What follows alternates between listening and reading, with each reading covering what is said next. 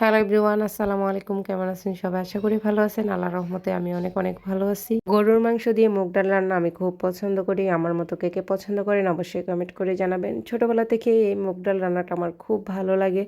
আমি বাসায় সব সময় মুগ ডাল রান্না করি। আপনাদের ভাইয়া যখনই মাংস আনে তখন হাড় সহকারে মাংস আনে, মানে হাড্ডি থাকে আর কি। তো হাড্ডির সাথে মাংস থাকে, ওইটা আমি আলাদা করে রাখি সব সময়। তো বেশি করে মাংস আনে 2 কেজি 4 কেজি 5 কেজি এরকম আনলে আর কি আমি ওইরকমভাবে আর কি রাখি। 1-1.5 কেজি আনলে আর ওইখান থেকে রাখা যায় না, কারণ অল্প থাকে। তো যাই হোক, বেশি আনলে কিন্তু বেশি আর কি হাড় পাওয়া যায়। এদিকে মাংস কষানো হচ্ছে, অন্যদিকে আমি মুগ ডালটা একটু হালকা ভাইজা নিচ্ছি। ভাইজা তারপর আমি ভিজায় রাখছি। তারপর সুন্দর করে পরিষ্কার করে ধুয়ে এই তো মুগ ডাল আর মাংস একসাথে কষায় নিতেছি। আর কষাইতে কষাইতেই না গ্যাস চলে গেছে। তো কি আর করবো, গ্যাস চলে গেছে। এখন তো আমাকে আমার সেই কারেন্টের চুলায় রান্না করে নিতে হবে। আর বেশি একটা নেই নেই মুগ ডাল, একেবারে অল্প করে নিছি। যাই হোক, আমি একটু একটু করে রাখি, কারণ আমরা মানুষ কম, অল্প করে রান্না করলে আর কি যে কোনো জিনিস ভালো লাগে। আর আমি এরকমভাবে সবসময় মুগ ডাল দিয়ে রান্না করি, আমার কাছে অনেক ভালো লাগে।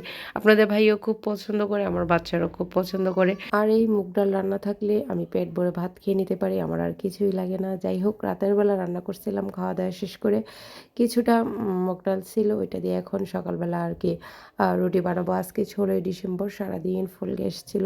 তো ঘুম থেকে উঠছিলাম 11টা বাজে, উঠে দেখি ফুল গ্যাস আছে। ভাবলাম রুটি বানাই, গরম গরম রুটি দিয়ে ডাল দিয়ে অনেক মজা লাগে। সাথে চা ছিল, ডিম ছিল। তো যাই হোক, আপনাদের সাথে সব কিছুই শেয়ার করবো, আপনারা দেখেন।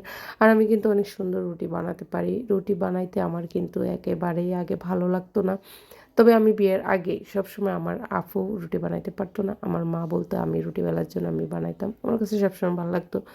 বিয়ের পর এখন আরও আমার অভ্যাস হয়ে গেছে রুটি বানাইতে বানাইতে, কারণ আমার বাচ্চারা, আপনাদের ভাইয়া রুটি অনেক পছন্দ করে। তো তাদের জন্য আমার সব সময় রুটি বানাতে হয়। আর শীতের সময় তো বেশি রুটি বানাতে হয়। দেখেন আমার বাচ্চারা কি খুশি হয়েছে। আর রুটিগুলো এত নরম হয়েছে, মানে এত ভালো লাগতেছে, ওরা খুব মজা করে খাইতেছে। আর আমি সব সময় একদিক দিয়ে আমি রুটি সেঁক দেব, অন্য দিক দিয়ে আপনাদের ভাইয়া আর আমার বাচ্চারা মানে গরম গরম রুটি খাবে। এটা আমি সবসময় দেখে আসছি। আপনাদের ভাইয়া মানে আমার হাজব্যান্ড, আমার বিয়ে হওয়ার পর থেকে দেখতেছি একদিক দিয়ে রুটি সেঁক দিতে হয়, অন্য দিক দিয়ে ওনারা দিতে হয় রুটি। উনি বলতেছে গরম গরম রুটি নাকি অনেক মজা। আমি আগে এটা মানে আমি আমার বিয়ের আগে আমার এরকম হতো না যে গরম গরম রুটি অল্প খেতাম, সব বানানোর পর সবাই একসাথে মিলেমিশে বসে খেতাম। কিন্তু তারপর আমি যখন দেখলাম যে না, গরম গরম মানে চুলার উপর থেকে রুটিটা নিয়ে খাওয়ার আসলে মজাই আলাদা। রুটিটা একবারে নরম থাকে আর সুন্দর একটা গ্রান আসে, এত ভালো লাগে। তো যাই হোক, লাস্টের রুটিটা হচ্ছে একটু ভারী, দেখতে পারতেছেন। ওই রুটিটা আর কি আমার কপালে পড়বে, আমি একটাই খাবো। তো যাই হোক, ভিডিওটা যদি ভালো লাগে সবাই লাইক কমেন্ট অ্যান্ড শেয়ার করে দেবেন। সবাই সবসময় আমার পাশে থাকবেন। সবাই ভালো থাকবেন, সুস্থ থাকবেন। Tata, bye bye.